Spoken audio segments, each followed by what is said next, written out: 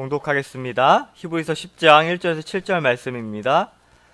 율법은 장차 올 좋은 일의 그림자일 뿐이요 참 형상이 아니므로 해마다 늘 드리는 같은 제사로는 나오는 자들을 언제나 온전하게 할 수 없느니라. 그렇지 아니하면 섬기는 자들이 단번에 정결하게 되어 다시 죄를 깨닫는 일이 없으리니 어찌 제사 드리는 일을 그치지 아니하였으리요. 그러나 이 제사들에는 해마다 죄를 기억하게 하는 것이 있나니 이는 항황소와 염소의 피가 능히 죄를 없이 하지 못함이라. 그러므로 주께서 세상에 임하실 때 이르시되 하나님이 제사와 예물을 원하지 아니하시고 오직 나를 위하여 한 몸을 예비하셨도다. 번제와 속죄제는 기뻐하지 아니하시나니 이에 내가 말하기를 하나님이여 보시옵소서 두루마리 책에 나를 가리켜 기록된 것 같이 하나님의 뜻을 행하러 왔나이다 하셨느니라. 네, 오늘 말씀의 제목은 예비된 한 몸이란 제목으로 말씀 상고하도록 하겠습니다.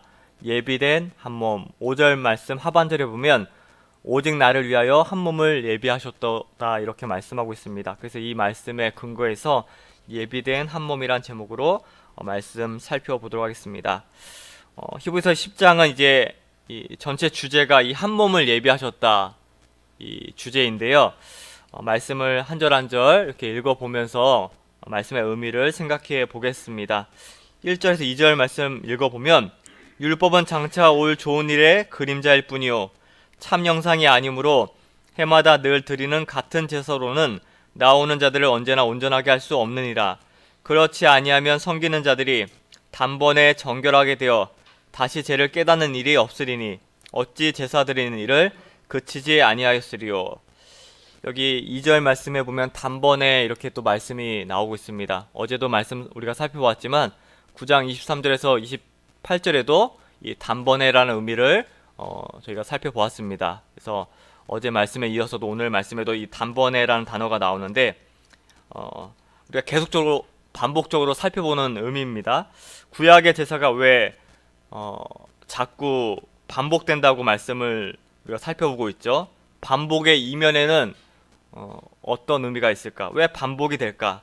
그 의미는 무엇입니까? 이 구약의 제사로는, 이 구약의 번제로는 이 죄 문제가 해결이 안 된다는 것입니다.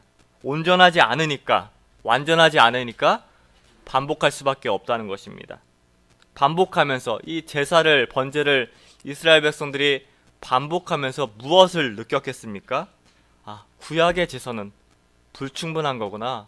온전하지 않는 거구나. 그럼으로써 어제 28절 말씀에도 바라야 된다 이렇게 우리가 말씀을 받았는데 그래서 온전한 걸 바라게 되는 것입니다. 그래서 2절에 이 단번에가 또 나오는 것입니다. 1절, 2절은 그 이야기고요. 3절 말씀에 보면 그러나 이 제사들에는 해마다 죄를 기억하게 하는 것이 있나니 그러나 이 바로 이 문제죠. 문제입니다. 이 구약의 제사와 번제의 문제가 이 그러나 그러니까 구약의 제사를 드릴 때마다 이스라엘 백성들은 무엇을 절실히 인정할 수밖에 없습니까? 나는 죄인이다. 동물의 피를 흘려서 제사를 드렸지만 번제를 드렸지만 우리는 여전히 죄인이구나. 여전히 이 제사가 반복되니까 우리의 죄 문제는 우리가 해결할 수 없는 거구나. 바로 그 말씀의 의미가 이 3절 말씀입니다. 제사를 드릴 때마다 죄를 기억한다. 그러면서 4절 말씀에 이는 황소와 염소의 피가 능히 죄를 없이 하지 못함이라. 황소는 이 대제사장들을 위한 속죄 제물이고요. 또 염소의 피는 바로 이스라엘 백성들을 위한 속죄 피였습니다. 그러니까 희생 제물의 피를 통해서는 죄를 제거하는 것이 불충분하다는 것입니다. 그래서 그 죄를 제거하는 것이 불충분한 것임을 드러냄으로써 바로 죄를 완전히 없이 해주시는 또 죄를 완전히 제거해주는 예수님의 대속적인 피를 강조하고 있는 말씀입니다. 그래서 오늘 이제 5절, 7절 말씀, 그 1절에서 이 4절 말씀을 우리가 계속 반복적으로 앞에 내용을 내용에서 살펴본 내용이기 때문에 간단하게 넘어갔지만 오늘 5절 7절 말씀 좀 중심으로 말씀을 살펴보려고 하는데 5절 말씀 보면요. 그러므로 주께서 세상에 임하실 때 이르시되 하나님이 제사와 예물을 원하지 아니하시고 오직 나를 위하여 한 몸을 예비하셨도다. 번제와 속죄제는 기뻐하지 아니하시나니 이에 내가 말하기를 하나님이여 보시옵소서 두루마리 책에 나를 가리켜 기록된 것 같이 하나님의 뜻을 행하러 왔나이다 하셨느니라. 이제 히브리서 저자가 5절부터 시편 40편을 이제 인용하고 있습니다. 그런데 이 시편 40편을 보면요, 다윗의 시입니다. 다윗의 시. 한번 시편 40편을 좀 찾아서 같이 보셨으면 하는데요. 히브리서 기자가 지금 히브리서 10장을 서술하다가 시편 40편을 지금 인용하고 있습니다. 그런데 이 시편 40편을 보면 거기에 보면 다윗의 시라고 되어 있습니다. 예, 다윗이 쓴 시인데, 근데 이 다윗의 시를 유심히 보면요, 전부 다윗이 한 말이 아닙니다. 오늘 이 시편 40편 말씀을 인용한 이 히브리서 10장 5절에서 7절 말씀을 보면요, 거기 보면 다윗의 시를 인용했지만 다윗이 얘기를 하다가 중간에 또 다른 사람의 말을 인용합니다. 그게 누구일까? 어떤 계시를 듣습니다.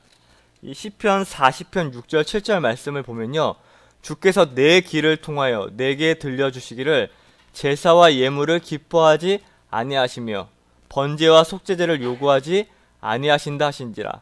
그때 내가 말하기를 내가 왔나이다. 나를 가리켜 기록한 것이 두루마리 책에 있나이다. 지금 히브리서 10장 5절에서 7절 말씀을 바로 이 시편 40편 이 6절 7절 말씀을 인용한 것입니다. 그런데 거기 보면요, 7절 말씀에 보면 그때 내가 말하기를 내가 왔나이다. 나를 가리켜 기록한 것이 두루마리 책에 있나이다. 분명히 6절에 주께서 내 귀를 통하여, 다윗의 귀를 통하여 어떤 말씀을 해주십니다. 그런데 7절에 내가 왔나이다. 나를 가리켜 기록한 것이 두루마리 책에 있다. 이것은 다윗이 아니죠. 네, 다윗이 아니고 바로 예수님을 지금 예수님입니다. 예수님. 그러니까 다윗의 귀에 예수님께서 계시의 말씀을 들려주신 것입니다. 근데 예수님께서 무슨 얘기를 했냐면 6절 말씀을 다시 보면 주께서 내 귀를 통하여 내게 들려주시기를 제사와 예물을 기뻐하지 아니하시며 번제와 속죄제를 요구하지 아니하신다 하시니라. 이 말씀이 지금 히브리서 10장에도 지금 인용된 말씀이잖아요. 근데 지금 이 말씀을 곰곰이 좀 생각해 보시기 바랍니다. 예수님께서 다윗의 귀에다가 번제와 제사를 기뻐하지 않는다 지금 말씀하고 있습니다. 그런데 여러분, 구약의 시대를 보면요, 구약의 또 말씀을 보면 제사와 제물, 번제를 빼놓고 우리가 이야기를 할 수가 있습니까? 설명이 되지 않죠. 얼마나 그 비중이 상당합니까? 구약시대 이 제사, 제물, 번제의 내용이. 그런데 다윗이 바로 예수님께 이 말씀의 계시의 말씀을 듣고 시편에 이 이야기를 기록했을 때 이스라엘 백성들이 받는 느낌은 상당히 충격적이었습니다. 가히 이것은 혁명이라고 할 수가 있어요. 혁명. 구약시대 제사와 번제를 빼놓고 이야기를 한다. 번제와 제사를 기뻐하지 않는다. 삶이 번제와 제사였는데 번제와 제사를 빼놓고 또 주님께서 번제와 제사를 기뻐하지 않는다, 요구하지 않는다. 이 말씀 자체는 상당히 충격이었을 것입니다. 그러니까 다윗도 바로 이 계시의 말씀을 통해서 구약에서 드려지는 또 본인이 수없이 드렸던 제사와 제물과 번제가 불완전하다는 것을 다윗도 깨닫기 시작했다는 것입니다. 바로 이것을 실질적으로 깨달은 것이 다윗이었어요. 다윗. 왜 이런 말씀을 드리냐면 시편 51편도 한번 볼까요? 시편 51편 연관되는 이 말씀인데 시편 51편 15절 말씀에 보면 주여 내 입술을 열어주소서. 내 입이 주를 찬송하며 전파하리이다. 주께서는 제사를 기뻐하지 아니하시나니 그렇지 아니하면 내가 드렸을 것이라. 주는 번제를 기뻐하지 아니하시나이다. 여기도 16절에 보면 주께서 제사를 기뻐하지 않는다. 그렇지 아니하면 내가 드렸을 것이라. 주는 번제를 기뻐하지 아니하시나이다. 여기서도 지금 시편 40편 또 히브리서 10장 5절 7절 말씀을 또 언급하고 있습니다. 그런데 지금 이 다윗의 고백이 어느 시점에 나왔느냐, 이것이 중요합니다. 어느 시점에. 다윗이 지금 언제 깨달았을까요? 시편 51편 그 제목을 한번 보세요. 파란 글씨로 1절 2에 보면 다윗의 시, 이것도 다윗의 시죠. 그런데 이 시를 언제 썼습니까? 다윗이 밧세바와 동침한 후 선지자 나단이 그에게 왔을 때. 자, 무슨 내용인지 아시죠? 뭐 지금 이걸 설명하면 시간이 걸리니까 51편 시제를 보면 이 고백이 언제 나왔느냐면 나단 선지자한테 책망받았을 때요. 무엇 때문에 책망을 받았죠? 바로 밧세바를 동침한 후에, 그러니까 다윗이 죄를 범한 후에, 우리아를 죽인 후에 그 죄를 나단 선지자가 와서 다윗에게 책망했을 때 다윗이 바로 이 시를 썼고 또 제사와 번제를 우리 주님께서 기뻐하지 않는다, 이 고백을 이 시점에 한 것입니다. 그러니까 나단 선지자가 와가지고 다윗의 죄를 지적했을 때 바로 당신입니다. 그 지적 앞에 다윗은 아무 소리도 내지 못합니다. 꼬꾸러지죠. 바로 자기 자신에 대해 다윗은 절망합니다. 자기의 죄에 대해서 절망하게 되는 거죠. 그러면서 다윗의 귀에 이 고백이 다시금 들려진 겁니다. 하나님께서 번제와 제사를 기뻐하지 않는다, 이렇게 말씀하셨습니다. 그러면서 상한 심령을 기뻐하신다, 상한 심령을 원하신다, 이렇게 말씀하고 있잖아요. 그러니까 다윗은 밧세바를 동침한 이 죄를 책망받은 후에 무엇이 깨달아졌냐면, 구약의 번제와 제사를 아무리 많이 드려도 인간의 죄가 해결이 되지 않는구나. 그것을 다윗은 깨달았기 때문에 바로 이 밧세바 동침한 이 죄를 범한 이 시를 고백하면서 바로 주님께서는 제사와 번제를 기뻐하지 않는다. 그러니까 이 말의 의미는 아무리 많은 제사와 아무리 많은 피를 흘려도, 동물의 피를 흘려도 그것으로는 자신의 죄를 해결할 수 없음을 다윗은 뼈저리게 깨달았던 것입니다. 그러면서 다시 시편 40편을 보시면요, 시편 40편을 다시 넘어가 보세요. 거기 보면 1절 2절 말씀에 중요한 구속사적인 그런 의미가 있어요. 시편 40편 1절 2절에 보면 내가 여호와를 기다렸더니 귀를 기울이사 나의 부르짖음을 들으셨도다. 나를 기가 막힐 웅덩이와 수렁에서 끌어올리시고 내 발을 반석 위에 두사 내 걸음을 견고하게 하셨도다. 여기 2절에 기가 막힐 웅덩이의 수렁이 뭘까요? 보통 이 말씀을 볼 때 어떤 환난과 고난에 내가 정말 빠져 있어서 이 웅덩이에서 하나님 건져주세요, 우리가 이 말씀으로 사실 이 부분을 많이 생각을 하는데 그렇지 않아요. 이 기가 막힌 웅덩이 수렁은 바로 자신의 죄악에 허덕이던 그 다윗의 모습을 표현하고 있는 것입니다. 자신의 죄가 너무나 많고 깊기 때문에 아무리 많은 제사와 번제를 드렸지만 그 죄가 너무나 많고 깊어서 그게 어떻게 된 거예요? 기가 막힐 웅덩이 수렁이가 돼버린 것입니다. 사무엘하 11장, 바로 그 다윗이 무너지던 현장, 밧세바와 동침하는 그 제약의 현장을 보면요, 기가 막힌 일관성이 있습니다. 다윗이 계속 사람을 보내요. 부하를 보냅니다. 죄를 짓기 위해서 부하를 계속 보냅니다. 저 여자가 누군지 알아보아라. 그러니까 부하가 와서 유부녀입니다. 그러면 다윗이 거기서 멈췄어야 돼요. 그런데 제약에 빠져 있으니까 그 다윗이 어떻게 합니까? 계속 보냅니다. 유부녀라는 얘기를 들었음에도 불구하고 또 보내요. 놀랍게도 권력의 정점에 있던 그 다윗의 제약을 누구도 막지 못합니다. 누구도 막지 못해요. 계속 사람을 보냅니다. 이 다윗의 이 제약을 보면서 우리 인간의 이 모습을 우리는 또 우리 자신의 모습을 성찰해야 됩니다. 아무리 내가 믿음 생활을 오래 하고 아무리 예배를 많이 드리고 있지만 우리는 여전히 참 죄인이구나.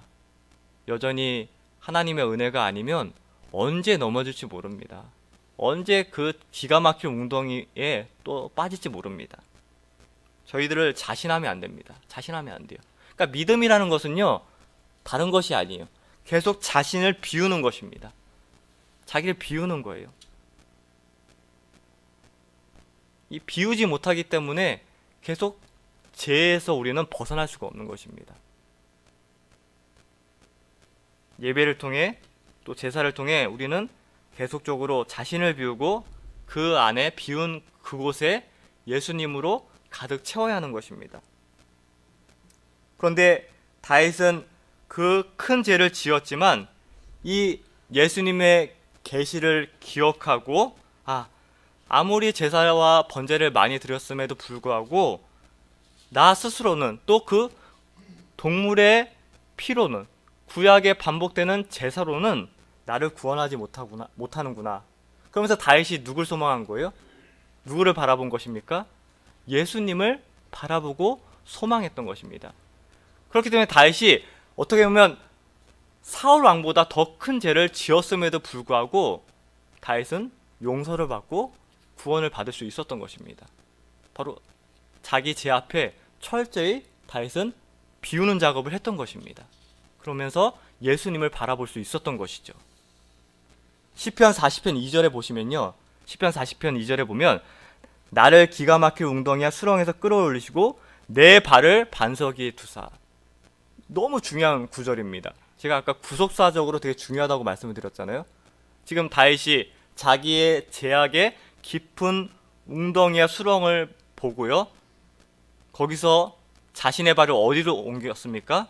반석. 너무나 잘 아시잖아요. 반석은 누구를 가리킵니까? 예수님을 가리키잖아요. 성경 전체에서 이 반석은 예수님을 가리킵니다. 고린도전서 10장 4절 말씀을 보면 다 같은 신령한 음료를 마셨으니 이는 그들을 따르는 신령한 반석으로부터 마셨음에 그 반석은 곧 그리스도라. 기가 막힐 웅덩이의 수렁이, 그러니까 그리스도를 알지 못했던 세월, 그 모든 삶이 기가 막힌 웅덩이와 수렁이었는데, 그런데 그 걸음을 이제 끌어올리시다 다윗은 그리스도라는 반석이라는 고백을 드디어 하게 되는 것입니다. 그러면서 다윗이 어떻게 변화하는지 아십니까? 3절 보세요. 40편 3절. 자, 새 노래를 부른다고 하고 있습니다. 새 노래, 곧 우리 하나님께 올릴 찬송을 내 입에 두셨으니 많은 사람이 보고 두려워하여 여호와를 의지하리로다. 다윗은 시인이었으면서 음악가였잖아요. 그런데 이제는 새 노래를 하겠다고 말씀하고 있습니다. 그러면서 그 새 노래를 보면요, 우리 하나님께 올릴 찬송을 내 입에 두셨으니 많은 사람이 보고.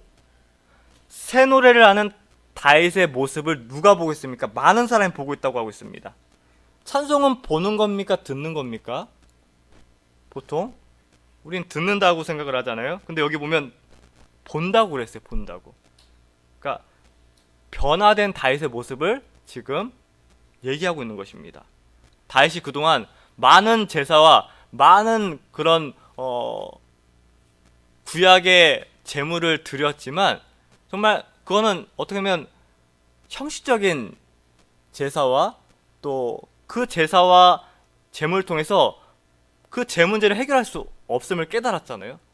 그러니까 형식적인 제사와 제물을 드렸지만 이제는 다윗이 예수님을 통한 새로운 믿음, 새로운 신앙을 가졌다는 것입니다. 그러면서 이제는 듣기만 했던 고백, 형식적인 그런 제물이 아니라 참으로 새 찬송이 어려져 있는 새로운 신앙의 삶을 이제 살았다는 것입니다. 그런 다윗의 변화된 새로운 신앙의 삶을 통해서 많은 사람들이 하나님을 두려워하면서 하나님을 의지했다는 것입니다. 이 변화된 분기점이 다윗이 누구를 만난 이유입니까? 예수님을 만난 이유입니다. 그 이후부터 다윗이 새롭게 변화된 것이에요. 네. 여전히 많은 제사와 제물을 드리고 있지만 죄에 빠져있던 다윗이었지만 제사와 제물을 통해서 우리가 하나님을 기쁘시게 하고 제 문제가 해결되는 것이 아니라 상한 심령을 통해 예수님을 만났을 때 나는 여전히 죄인이구나, 예수님이 필요한 존재이구나, 예수님이 은혜가 아니면 나는 여전히 죄악으로 무너질 수밖에 없는 그런 정말 연약한 존재이구나, 그것을 깨닫고 예수님을 바라보고 예수님을 의지했을 때 진정한 삶의 소망이 생긴다는 것입니다. 다시 바로 그 분기점이 예수님을 통해서 변화된 것이에요. 그런데 바로 이러한 한 몸이 누구를 위해 예비됐습니까? 다시 오늘 히브리서 본문 말씀을 들어오면요, 놀랍게도 그 예수님이 저희들을 위하여 예비됐다 이렇게 말씀하고 있어요. 5절 말씀 다시 보면요, 하나님이 제사와 예물을 원하지 아니하시고, 아까 시편 40편 말씀 인용한 구절이잖아요. 왜 하나님께서 제사와 예물을 원하지 않는지 우리는 오늘 알아봤습니다. 그러면서 우리의 구원을 위하여, 하나님의 백성들을 위하여 우리 하나님께서 오직 나를 위하여, 우리를 위하여 하나님께서 한 몸, 그 고귀한 하나님의 아들이신 예수님을 예비하셨도다.